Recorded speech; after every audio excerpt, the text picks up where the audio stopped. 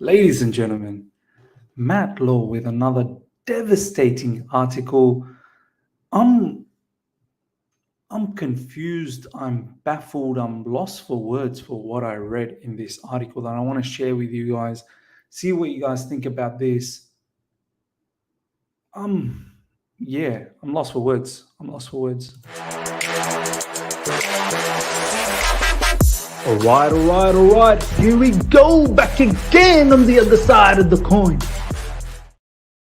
All right, welcome back to the other side of the coin, ladies and gentlemen. Let's get stuck straight into this. Honestly, there's so much to unpack here. Leaks exposed. I mean, wow, Chelsea squad leaks yet again. In this shambolic season, we get to hear more of this rubbish stuff. Like now, I have to say though, before we get into this article, I feel like Matt Law, he's done a bit of injustice. He's really honed in on the players, and we've always said, right, players are culpable, but they're not the most, um, you know, they're not the biggest culprit in this whole scenario. I think owners, then obviously the board and managers and players, I have to say, comes last because of such a turbulent season that we've had. But Matt Law in this article completely blamed almost every player, and he's starting to target Mudryk a lot. And there's not a single drop of words, not a single mention of Frank Lampard and his incompetency all throughout this situation. Like, it makes me think, I mean, is this guy, like, truly, it has to be. Matt Law is going out there and painting a picture that Chelsea fans, listen up. It's not Frank's fault. It's really the players. If the players were in a better state of mind, or if the players were better, or if the players were a little bit more well behaved, then Frank Lampard potentially could have got us to a top four position. Like, that's the kind of impression that I'm getting from Matt Law. But let's have a look. We'll delve deeper into it. How Chelsea's season and standards gradually eroded. This is from Matt Law. Oversleeping, running complaints, untied laces, dead dressing room, excuses. So this is the particular article. Look, I've taken the liberty to obtain all the information from the article and I've put it into this Word, document so that it's easy for all of us to go through. This is how it starts, ladies and gentlemen. Excuse me. Chelsea standards have slipped to Premier League era low, with players failing to take ownership.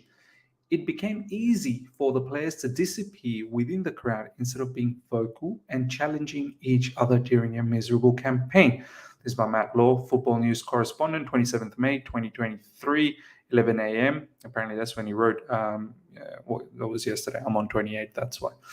Cesar Azpilicueta, Conor Gallagher, Kai Havertz, Kani Chukwuemeka, and Mikel Mudryk of Chelsea looked dejected after Casemiro of Manchester United, not pictured, scored their side's first goal during the Premier League match between Manchester United and Chelsea FC.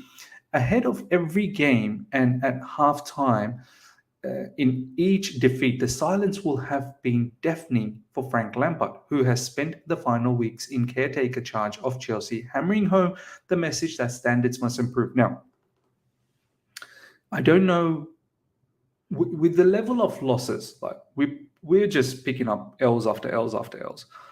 With the amount of losses we've been picking up since Frank Lampard came in, and obviously even before that, the record wasn't good at all under Graham Potter. But it wasn't as bad as this, obviously. I didn't think it could get worse than where Graham Potter was. I mean, Graham Potter was bad. Frank Lampard's found a new definition of bad. But what do we expect the players to say at halftime? What can they possibly say? What's there to say? The whole club has disintegrated. The culture has been destroyed. What do we expect? Then the article goes on to say, in the past couple of months, are anything to go by, the build-up to Sunday's final game against Newcastle United will be early eerily quiet inside the home dressing room, and there will barely be a whisper among the players if they are once again losing at the break. As I said, I don't think the players at this rate, when you're losing continuously and it's a habit now, you become numb to it. Well, I don't know what you expect from the players to say anymore, and there's a lack of leadership at the moment. I mean, Enzo is the only one that is acting like a leader, right? Lampard would have been astounded to see Enzo Fernandez surrounded by Manchester United players at Old Trafford without any of his teammates rushing to help him, given how his era of players would have reacted to the colleague being set upon. Look, this is the thing. This is where we confuse ourselves. This is where we feel like we're a little bit deluded. When these sort of articles come out, we're comparing that era, Frank Lampard's era. Frank Lampard, Didier Drogba, Peter Cech, John Terry, Ashley Cole, Michael Ballack, and the name continues on. We're comparing that with the scenario now. New owners, back then it was a set standard. Roman was the owner. Yes, managers changed, but that was the only thing that was changing. Backroom staff remained. Medical staff remained. All other staff remained. No one just got chopped and changed. Players, they knew how to switch things on whenever it was needed. It was men back then. Now, new owners, they've done a madness. They've absolutely stripped off everything that was known to be Chelsea and replaced with new personnel. Everything that was coming from a Chelsea fabric is no longer. So how do we expect? How are we comparing this lot of players? And so many of these players are so young. We bought 8 players in January. We have 34, 35 players in the squad. How are we compare? It's just not comparable to say about that team with this team now. Yes, I was upset, of course, to not see any players come rushing in to help out Enzo Fernandez. I was very upset. But at the same time, am I shocked? No, because there is no chemistry in the team. But this is where I feel what happened during Graham Potter time. Where was the chemistry? What happened with all that PR when all the journalists were saying, now the players seem happy. They're very, very galvanized and they're working very hard under Potter. All lies. And then what happened when Frank Lampard came in? Is Frank Lampard not influential? Is he not capable to galvanize the players, to get the players together? Wasn't that what we were promised when Lamps came in as an interim manager, that at least he's going to get the group together, at least he's going to make them play for the badge? Can he not influence? What was the point then? We might as well just have like a Mickey Mouse or just a rabbit or something, in the sidelines as the manager. If you can't lift these players up, isn't that your job? I don't know. In training, it has become easier for too many players to allow themselves to disappear within the crowd instead of being vocal and challenging each other, let alone standing up to opponents in matches. I mean, look, this is exactly what happens when the culture is all about losing. When there is so many moving parts that's all around the club. So many players don't even know what their future is. So many players that should have left in January, Hakim Ziyech being one of them. This is what's going to happen. There's players that just, the heart is probably not there. But yes, I'm not shying away from the players being blamed here. 100%. Why are you still need to act professional? Why aren't you showing a lot more enthusiasm in training? Of course, but at the same time, why are some of these players here? Why haven't we got rid of them in January? Why haven't we made a better effort? The data has been damning for Chelsea this season, with the squad regularly being outrun by their opposition, and the eye test has been just as bad for those around the club's common base. Once again, what are the managers doing about it? What's the board doing about it? What's the owners doing about it? Why are we selecting the same players then?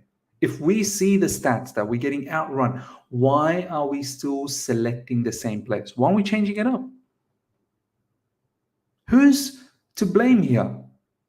We get the data and we get upset that we are getting outrun. And I get upset. I think you guys get upset. Fans get upset. Players are not putting in the effort. We can see it. Who is picking the players though? Well, Who's responsible on picking them? Change it up. This is why I've recently said, Chukwuemeka, why hasn't he seen enough games? We've missed the trick. Why hasn't other players, Lewis Hall, seen more games?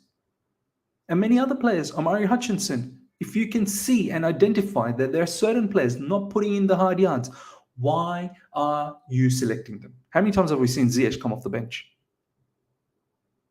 since Lampard's taken over? How many times have we seen Havertz up front? Pulisic recently coming off the bench. Well, why is that happening? Why is all this happening?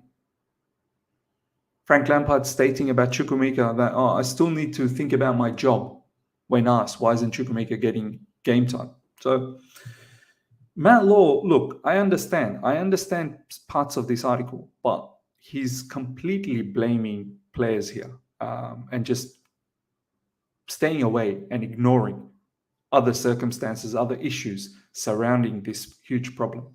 Players simply would not have been allowed to get away with trudging onto the training pitch with their laces undone in Chelsea teams of the past, and it is hard to imagine it being accepted within the Manchester City, Arsenal, and Liverpool squad. I don't know what to say about this. Matt Law's source is actually feeding Matt Law these information. Players with untied shoelaces. Who are these guys? I mean, I'm losing my mind now. My blood is boiling now. Who are these players that don't tie their shoelaces? These are professional football players. Like, if this is true, and Matt Law wouldn't be coming out here and just putting out some, fault, like, even though he's been guilty of it, don't, mix it up. I know very well what Matt Law did with the Antonio Rudiger article. And that was when Frank Lampard was around. He made Antonio Rudiger look like a villain. He made Antonio Rudiger look like he was the one culpable of getting Frank Lampard out. And Rudiger had to come out publicly, and all the other teammates had to come out and protect Rudiger. And we saw when Thomas Tuchel came in what Rudiger turned out to be, and what many other players turned out to be, and what Thomas Tuchel did with the squad. The trophies we won. By the way, we'll touch on Thomas Tuchel as well. Bundesliga champion now. Dortmund absolutely bottled it. Every time Frank comes back, we hear these funny stories. Shoelaces untied.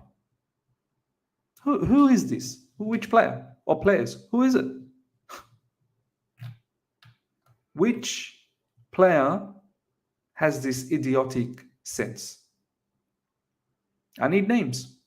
Similarly, nobody at City would find it funny if a player arrived late for the team bus because they had nipped home for a nap after training.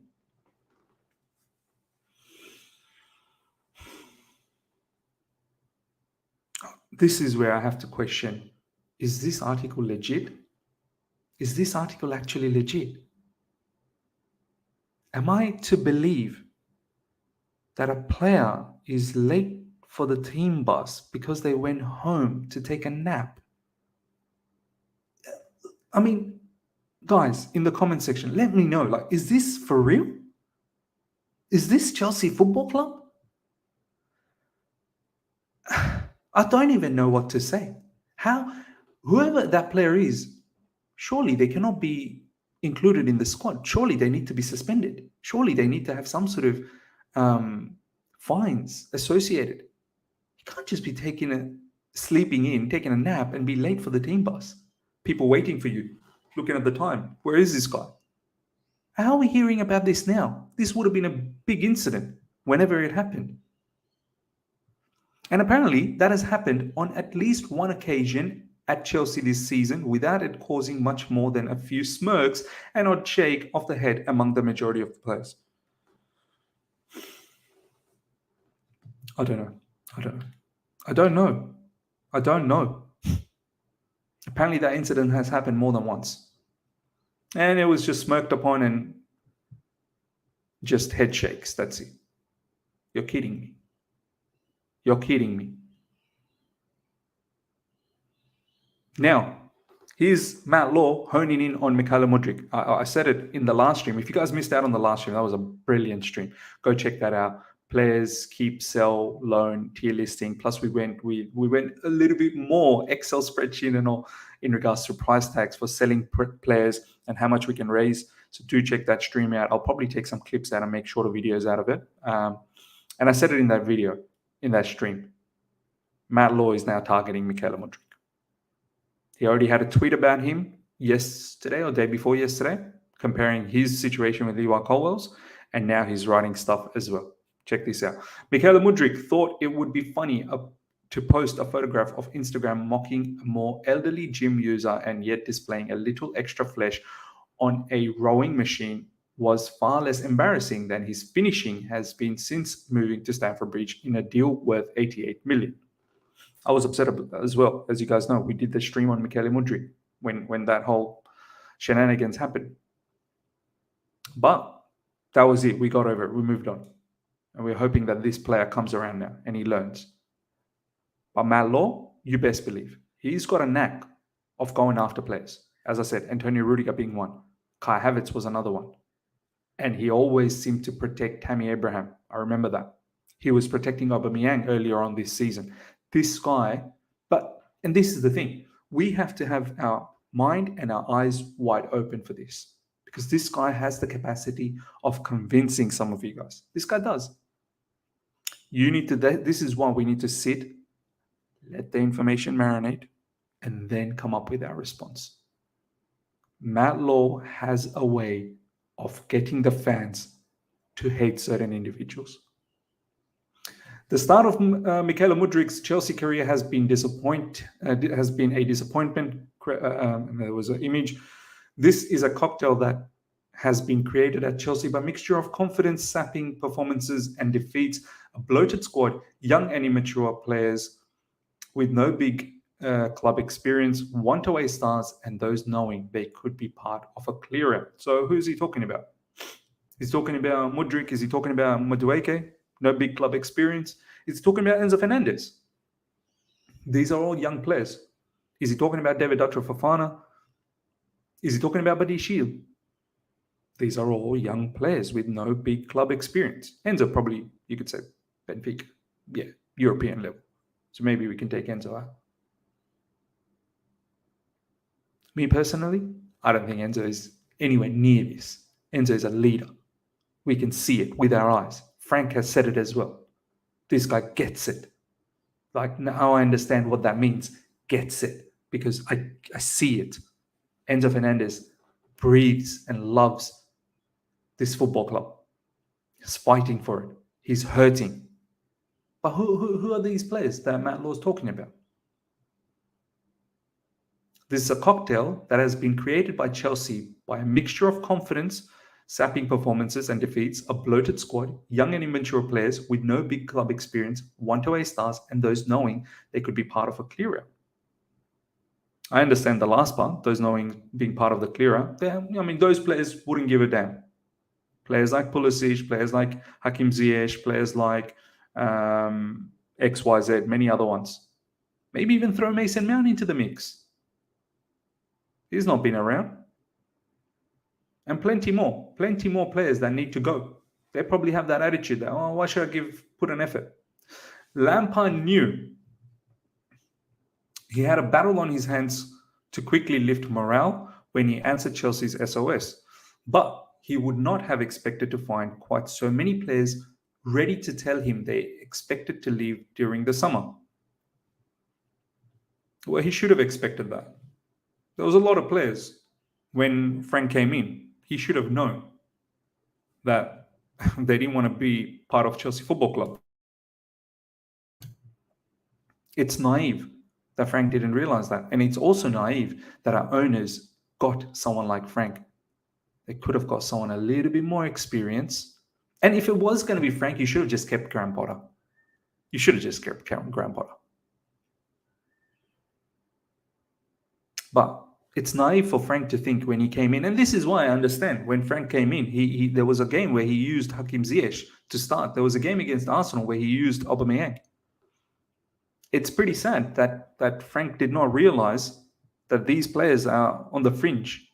They're going to go. Why did Frank think that these players Oh, I'm surprised. You want to leave Chelsea? I'm very surprised by that. Of course they want to leave Chelsea, man. They don't get the game time. They've wanted to leave. Some of them probably didn't even want to join, like Aubameyang.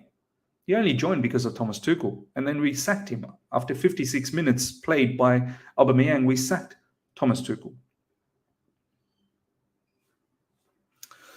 More than half a dozen players have been pretty open about their desire to go around the training ground as the season has crashed horribly towards the end. Trying to motivate those with one foot already out the door has proved to be near enough impossible. Well, I understand this. I get this. It would be difficult to motivate players that are thinking about leaving, and half a dozen, that's right. Because in our stream earlier on today, UK time, we saw the amount of players that we would kick out. So yeah, it would be probably more than probably be a dozen, not half a dozen. Probably be at least 10 to 12 players that want to leave. It would be hard to motivate, but isn't that the reason why you brought in Frank Lampard as an interim? To get a kick, to get that motivation kicking, to get that uplift. Wasn't that the reason? Oh, Super Frank Lampard back, legend of the football club. Yeah, the aura. I'd love to work under him. Wasn't that the reason? And now you're telling me, it was nearly impossible. Why'd you get rid of Graham Potter then? You might as well should have just kept him. Lampard could have only hoped that personal pride and ambition to show the best of themselves would have overtaken the desire of players to get out injury-free, but that has not been the case, particularly once Chelsea has been eliminated from the Champions League by Real Madrid. Lampard could have only hoped that personal pride and ambition to show the best of themselves would have overtaken the desire of the players to get out injury-free, but that has not been the case, particularly once Chelsea had been eliminated from the Champions League by Real Madrid. I mean, Matt Law he's absolutely favouring Frank Lampard here. More than once, Lampard publicly reiterated that the season was not over after the Madrid tie, but a number of players evidently did not listen. According to sources, he has tried addressing the squad as a group on more than one occasion and has also invited players into his office for individual chats, but nothing has got through. Whose fault is that? Players probably don't respect Frank Lampard. This is why I never wanted Frank. Because I know what happened the first time around. There are current players that were there when Frank was around the first time around. And they were probably culpable of getting him out that time as well. Now it comes back second time around, Frank Lampard. Do you think these players will care? I don't think so. And looking at Frank's record in Everton, do you think these players actually believe in Frank? No. How could you have publicly reiterated all of this in front of the playing group and then also inviting them to have one-on-ones with you in your office and they still don't respond to you? Yet, Mr. Matt Law is painting a picture that the entire playing group is just foul, is disgusting. They don't listen. They don't do nothing. There might be some that could be in this board, that could be in this boat, that don't listen. But where's the conversation about Frank Lampard's incompetency? Where's that? Where's all the conversation about Frank Lampard's tactical, deficiency? Where's that?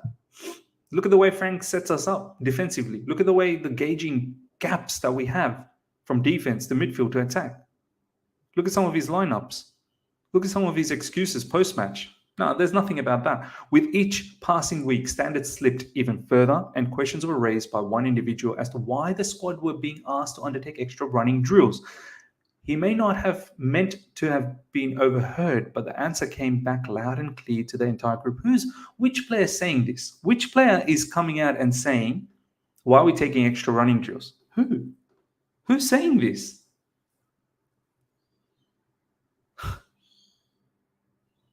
Aspie? Silva? Kante?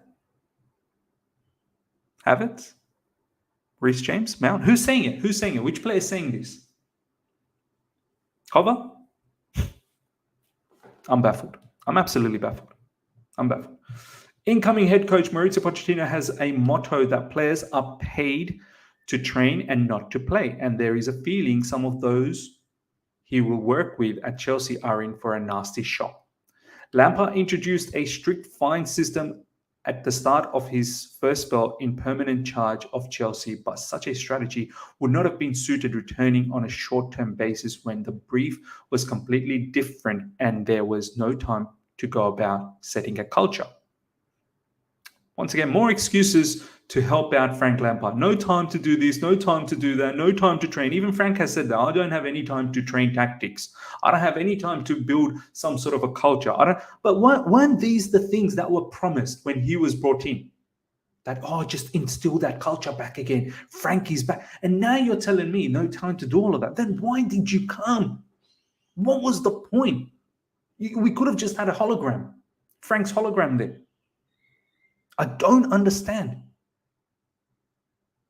Once again, I reiterate, players are culpable, but they're not the only thing that is the issue here. And Mr. Matlaw has done a magical work here to make it look like it was all them. Hakim Ziyech thought he would be at Paris Saint-Germain, which perhaps explains why he did not seem too upset by yet another humiliating defeat as he laughed and joked his way off the Old Trafford pitch with United manager Erik ten Hag, who coached him at Ajax.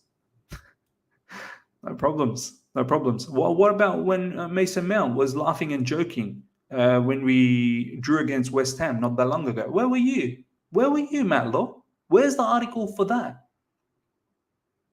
I'm pretty certain Mason Mount, wasn't it? He goes up to Declan Rice or whoever it was from West Ham, hugging, and, we just drew against them. Or we lost against them, something like that. We dropped points. Where was the article then? And here we have Hakim Ziyech, who's sharing some hugs and handshakes and some words with a particular manager that managed him at Ajax. I don't like it, of course. I don't want Hakim Ziyech to be laughing and giggling and all that after a heavy loss against Man United. I understand that. But this is double standards, isn't it? Where was the article when Mount did all of that? Or it doesn't comply. But this, a player that hasn't been in Chelsea's plan, this makes the article. The humiliation of Chelsea's defeat at Old Trafford appeared somewhat lost on Hakim Ziyech after the game. There was an image. Losing has been the norm for the quite young players Chelsea have signed this season, while others appear to have become numb to the pain of defeat, and some are simply happy for the blame to be apportioned elsewhere. Excuses have become all too easy to find at Chelsea thanks to an ownership that has sacked 2 managers and spent around 600 million on new players. Yeah, this I agree, of course. Owners, for me, are the number one culprits here. And then, as I said, it all trickles down all the way to players. One of those excuses have been the medical department, which has undergone a number of changes and is likely to be looked at closely again in the summer. But players are more likely to pick up injuries in games if the intensity has not been right in training, and not everybody has been convinced by the supposed severity of some of the aches and pains that have been reported in recent weeks. Wow. So some players are faking it. Who are some of these players recently who have been injured? I think recently there was some talks about João Felix missing a few games because of some knocks and pains. Mason Mount, obviously the pelvic stuff. Reece James, Buddy Shield, Chilwell, Kante. Who else has picked up knocks? Koulibaly? Are these guys lying? Is this what I'm to believe? These guys are lying. Kovacic? These guys are lying. Okay. But yeah, who instilled who installed this new group of medical staff? The new owners. They got rid of the old one. And of course, if you don't train hard enough, I do believe these players, they've given up. I do believe that. And that's not right. That's not right. They shouldn't be giving up. They shouldn't be giving up. This is what happens when you have a lot of players that are very young and they're not surrounded by more senior players in the likes of our legendary times. Do you know what I mean? When we had John Obi Mikel joining and, Solomon Kalou and those sort of players, they came in when there was legends. There was a backbone, there was a spine. Now players are coming in. There's no one to look up to. There's no one. Chelsea fans will spend all summer obsessing over the transfer and tactics, but if players cannot learn to tie their laces, set an alarm and run when they are told to do so, then it will not be long before Pochettino starts echoing Lampard's message on standards. Ladies and gentlemen, look, I don't know. I have nothing else to say about this. You let me know. I was going to touch base on a couple of other news, but obviously I'm actually quite fed up after all of this. I just want to quickly showcase this to you guys. Official Christopher Nkunku. Congratulations to Christopher Nkunku. Wins the Golden Boot alongside Nicholas Kirk with 16 Bundesliga goals. And Nkunku missed over 2 months off season and has one more match next weekend in the cup final versus Frankfurt. I mean, I love it. I hope we don't screw this guy up. I want to showcase some of my tweets now. I tweeted this a moment ago saying, I'm so excited to see Nkunku next season. I truly hope we don't bring him down to our pathetic level, just like we've done with many of our players. On top of that, he would have never faced a media like English one. I hope we can stay calm and give him an environment to shine. And I just want to share the tweet before that, which was in regards to this whole crazy article from Matt Law. So has Frank Lampard failed to influence and motivate players, or have the players given up? Which is it? Or is it both? Matt Law's article paints a picture as if to say Lamps found a bad bunch of players. Matt Law's article entirely ignored Frank's incompetency. Is that fair? And then I just wanted to touch base on this. Thomas Tuchel, congratulations. We'll probably do a video on my second channel. I'll try my best video on the second channel. Complete bottle job from Dortmund. I would have loved to see Marco Reus, get a Bundesliga, but they bottled it, absolutely bottled it. Probably bigger bottle job than Arsenal. Kudos to Thomas Tuchel. Picks up another trophy, another title, and I miss this guy, man. I really do miss this guy. But ladies and gentlemen, let me know what you think about that Matt Law's article. I'm lost for words. I think some of those stuff overcooked a little bit, fabricated a little bit of exaggeration. Some of the stuff I do believe makes sense. But it painted a picture that this playing group, these players are just rubbish. We bought a lot of new players. So we're saying these new players are just worthless. A lot of players are new players from last summer to this January. Yes, we got to get rid of a lot of players too. We definitely do. Biggest mistake that we did in January, not getting rid of many players. But not to say anything about Frank Lampard and his incompetency, his lack of tactical knowledge. Well, what was the point? It seems like he was given an impossible job. Why even give him that? Let me know your thoughts in the comment section. Hope you guys have enjoyed this. Smash the like button if you're here for the first time. Subscribe, hit the bell notification to stay in touch with all my content. Until next time. See ya.